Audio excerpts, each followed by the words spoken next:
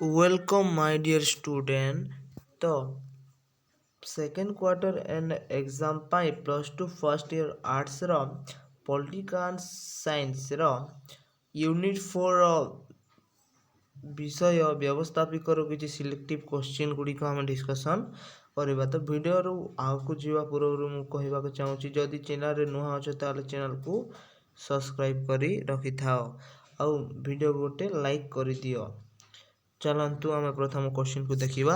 तो भारत वर्ष एक डेस्क राष्ट्र तो संसदीय गणतांत्रिक राष्ट्र तापरे ओडिशा रु राज्यसभा डेस्क जन सदस्य अटंती तापरे 10 जन है तार आंसर। तापर भारतीय संसदर अधिक क्षमताशील सदन डेस्क ना लोकसभा। तापर डेस्क वर्ष लोकसभार साधारण कार्यकाल ना 5 वर्ष। तापर पृथ्वीर सबु संसदर जननी डेस्क संसद को कहुए ना इंग्लैंड।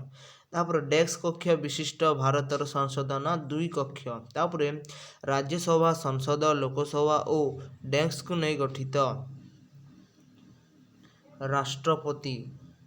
तो राज्यसभा संसद लोकसभा राष्ट्रपति को नहीं गठित। तापर संसदर निम्न कक्ष और जनप्रिय गृह होउछि डेस्क ना कौन लोकसभा।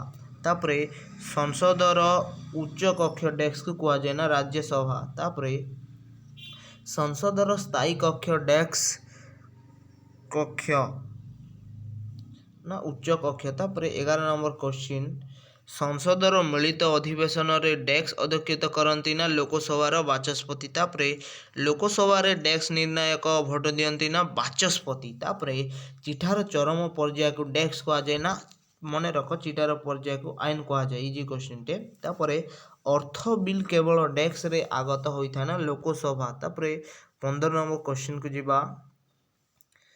तो राज्यसभार प्रत्येक सभ्यंकर कार्यकाल डेस्क वर्ष ना 6 वर्ष।